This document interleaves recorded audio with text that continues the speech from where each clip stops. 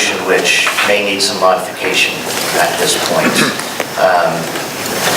Maybe not. Dr. Kegler, do you mind if I do this now? I don't know if we're quite up to the agenda. We still have board reports, but we still have other items.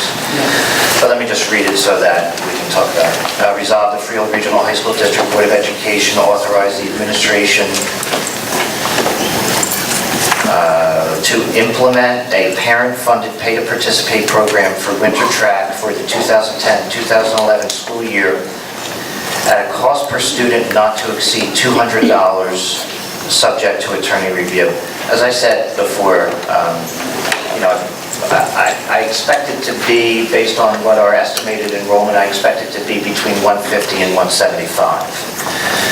After reasonable assessment of student interest, we'll set a mark and we'll go with it. We'll also consider the sibling situation, Mr. Moses, and as we put that together, and as we said, the free and reduced safety net is also in place. You need to put that in the resolution. The safety net is what I'm most concerned with. Do you need to put that in the resolution or no? Mr. Epstein, what do you think about that? It certainly couldn't hurt to include in the resolution that the same standards would apply as for free and reduced lunch. Okay. All right, I'll work that in. You know that it will make its way to the newspaper. Right. So a safety net would be helpful. Okay, so when we get to the agenda, I'll have thought through that modification. And then the other thing, thank you. The other thing, Larry, just please check that. I'm hearing from the board is that we also touch base with the administrators and also the JV cheer community to see if there would be interest in a winter forward team and a pay to participate program for them as well. Okay. All right. Okay. Thank you for your attention.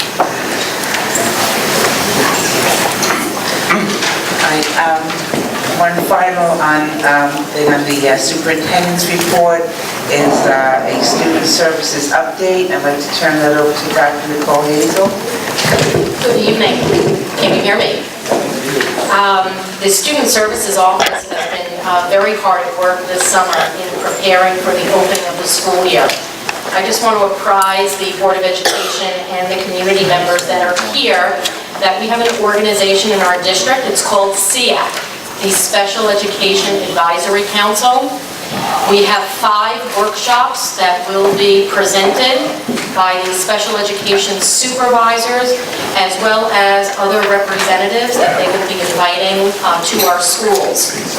The kickoff meeting, which is titled Guide to High School Survival, is really targeting working with our 9th grade families, our special education students who are new and transitioning to our district.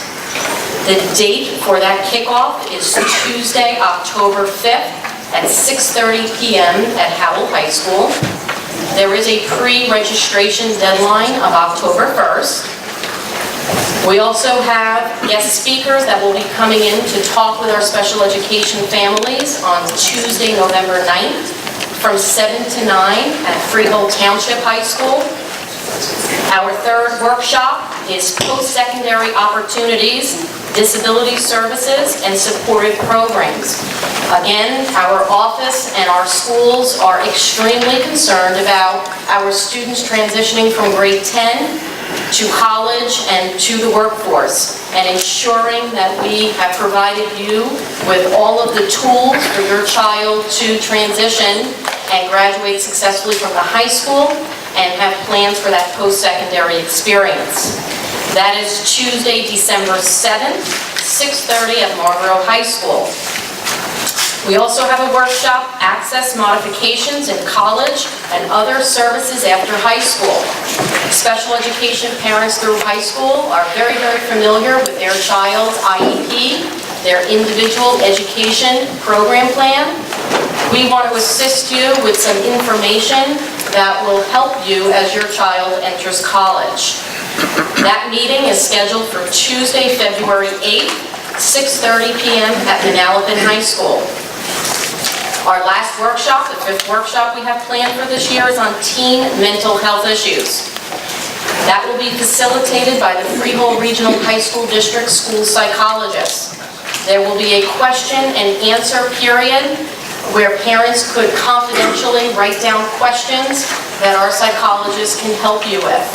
They will be available even after that meeting if you need any further assistance. That meeting is Tuesday, April 12th at 6:30 at Colts Neck High School.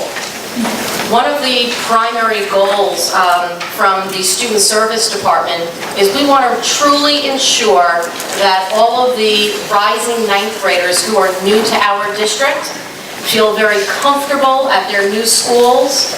We have special education supervisors and full child study teams in each of our buildings that will be there to assist any child or parent as they venture into their new school and their new program. The second piece of information that I wanted to bring forth is our student parent handbook this year will be available online through the district's website. There is a link that's prominently posted on our homepage.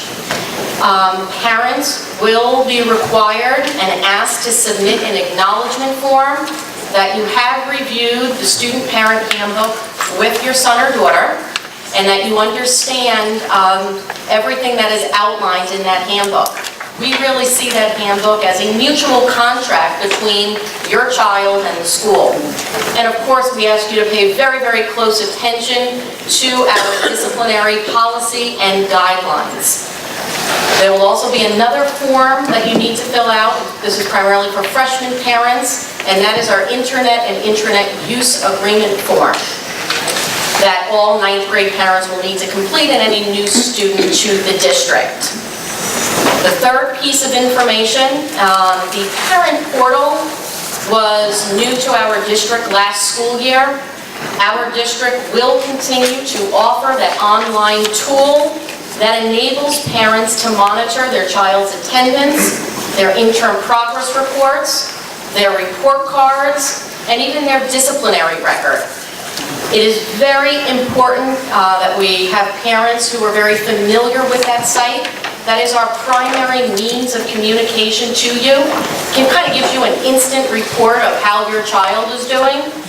We have interim progress reports that will be posted 4 times during the year, as well as 4 dates for their report cards to be posted. You should receive information regarding the parent handbook as well as the parent portal information through the principal's welcoming letter to you. Again, if you have any questions as it relates to student services, my name is Dr. Hazel. I'm the Acting Assistant Superintendent for Student Services. If you reach out to your buildings, your guidance offices, and your child study teams and building administration, if you have any concerns, if you need to speak with me directly, you could call my office also. Thank you. Thank you. Nicole, is there any, we have any plans for people like who don't have like computers and things like that? If, again, this is really our primary means of communication, we do have instances where parents don't have access to the technology or even have an email address. We do ask that you contact our information technology office. If you need something mailed to your home, we can facilitate that. And we do that for a number of students in our district and parents.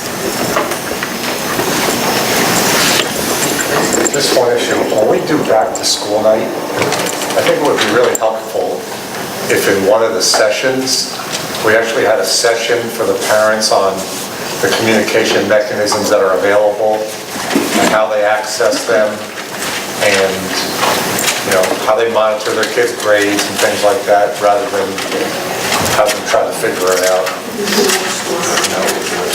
Absolutely.